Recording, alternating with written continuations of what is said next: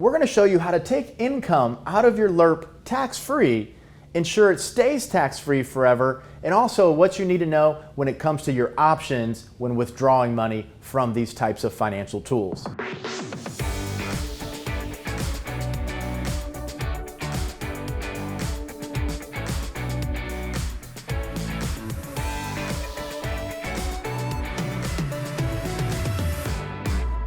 Hi, I'm Troy Sharpe, CEO of Oak Harvest Financial Group, certified financial planner professional, and host of the Retirement Income Show. So just as a recap, the LIRP is a life insurance retirement plan.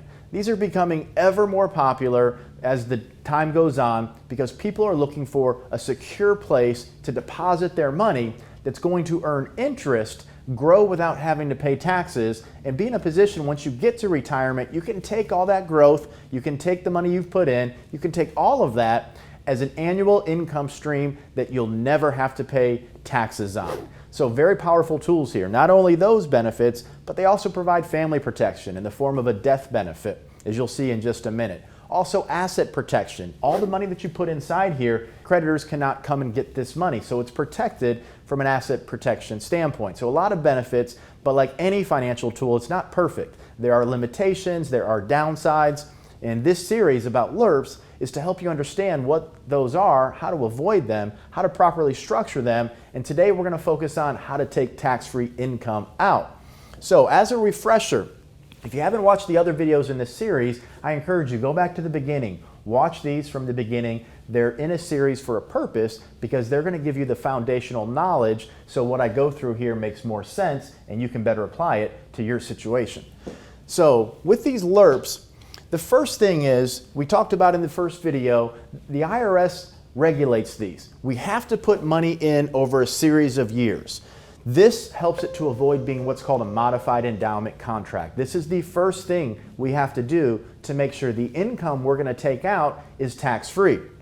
So we just have an example here of $25,000 per year for 5 years being deposited into the structure.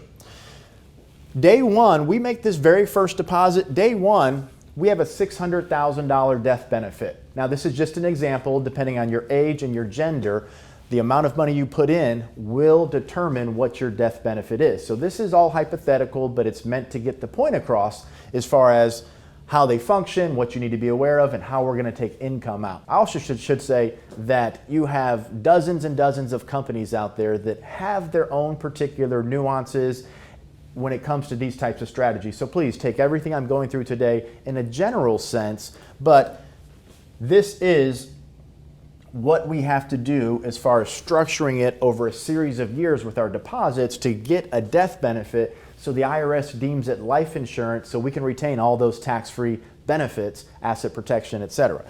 So we make deposits over this 5-year period in this example. We have a day one starting death benefit of $600,000.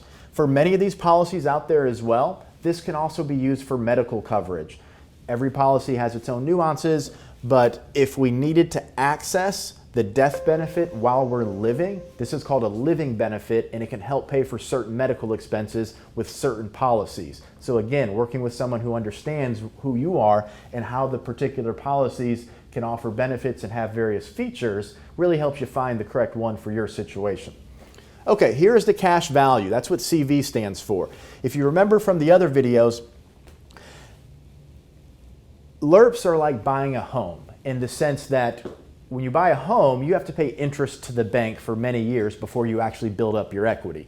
Well, with LIRPs, you have to pay policy expenses because we're really buying a death benefit here. So there are cost of insurance charges, there are some administrative charges, there are expenses inside the policy.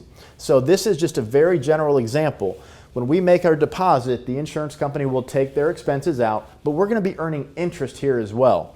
So just to keep this simple, I structure this so we see what our cash value is, but don't forget there are expenses. We are earning interest. It is not going to be a linear progression like I've shown here in this example. But the goal at the end of the funding period, in this case 5 years, the goal is to have a cash value about equal to the contributions or premium payments that we've made over the years. It might be a little bit less, it might be a little bit more, but this is kind of where we're building the equity in our LIRP. This is a long-term strategy. As a matter of fact, before we start taking income out, I don't ever recommend a client take income, tax-free income from these until it's been in place for at least 10 years. 12, 13, 14, 15 years is even a better strategy because we're going to build more equity inside the policy here and have more income to take out tax-free. So that's the recap. Okay, so now after the 5th year, you have no more premium payments. It's fully funded. It's actually what we call overfunded. But the cash value you have inside, it continues to earn interest. It's protected from market losses, and it's going to grow. I've projected out to year 15 an estimated $300,000 in cash value. Because once again, once we get this fully funded, after the funding period, we just have a giant pot of money that's 100% protected from market losses. It's going to earn interest as time goes on, and the expenses are a lot less at this point as well. The expenses come down significantly. So it is a long-term strategy. Now, year 15 in this example, we have a cash value of $300,000. We're going to start to take policy loans out. So there's actually 2 different ways. We can take a loan, which is what we're going to talk about today. Another option you have is what's called a withdrawal from basis. And that just means we're taking out every dollar that we've put in first, and from that point forward, you could take loans. So a bit of a technicality, but there actually is another way to take money out. We can do a withdrawal from basis before we do loans. But for the purpose of this example, these tend to work best whenever we do policy loans, and there are 2 types of loans that we need to be aware of here. And again, every insurance company has some different features when it comes to how these loans work, but they're basically the same in this general sense.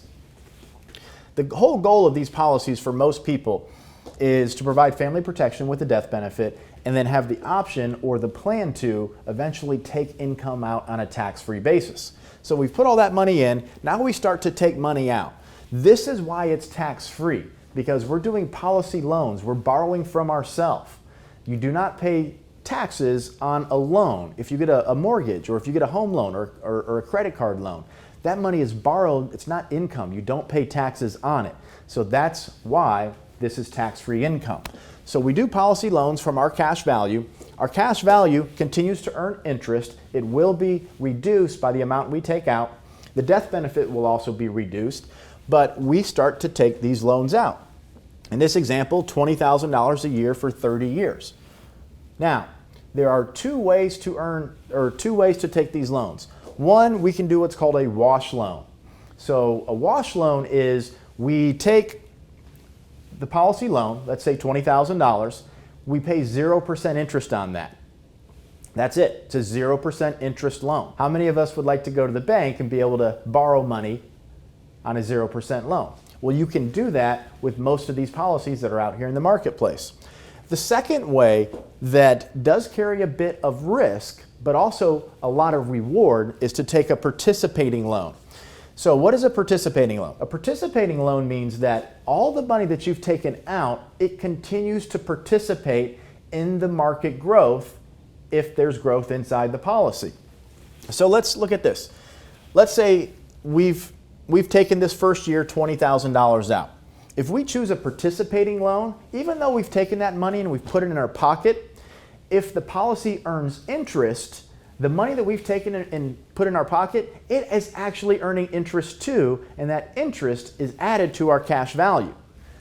So let's say we've taken $200,000 out and they're all policy loans of the participating variety.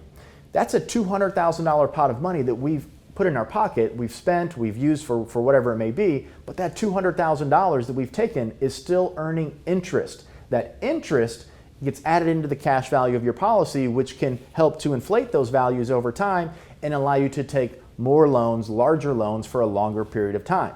Now, there is a cost for participating loans, and every insurance company is different. It could be a 4% loan rate, a 6% loan rate, a 5% loan rate. One of the most important things that we want to see for our clients if they're going to use a strategy like this as a small part of a much bigger retirement plan is we want to see a cap on what's called this variable loan rate, because this is a variable loan rate. The insurance company, based on interest rates, can typically adjust that rate on your policy loans as time goes on. So to protect you, the consumer, you need a policy that will cap that variable loan rate, which means they can't raise it up to 8% or 9% or 10%. We want a cap. It's kind of like a mortgage where you have prime plus, but it can't go higher than X. In this example, we want to see somewhere around about a 5 or a 6% variable loan rate because most of these policies have the opportunity to earn much more interest on an annual basis than that variable loan rate cap. So we're trying to have a little bit of what's called arbitrage here. If we've borrowed $200,000 from ourselves at 5%, but the policy is earning 7% on average, which is very doable, then we're creating what's called a 2% arbitrage. So we have that money, we're spending that money, but it's still earning interest. So these are the two types of loans that we need to be aware of. One of the big risks here, of course, is that if we take too much money out of this policy, if it's not managed properly, one of the things you absolutely have to be aware of is that all of the income that we have taken, that we've borrowed from ourselves that's tax-free over the years, if the cash value goes to zero and the policy no longer is in force while you're alive, then all of that previous year's income that you've taken now becomes subject to income tax. So that is one of the risks of doing a participating loan if it's not managed properly or paid attention to. We typically don't have to worry about that as much with a wash loan, but we do have to run what's called an in-force illustration, look at the guarantees, look at the projections, and look to see where we are before we make a decision each year with what we're going to do for our loans. A lot of information here, but this was an introduction into how you can take money out, some of the things you need to be aware of, not just the benefits, but also the potential risks.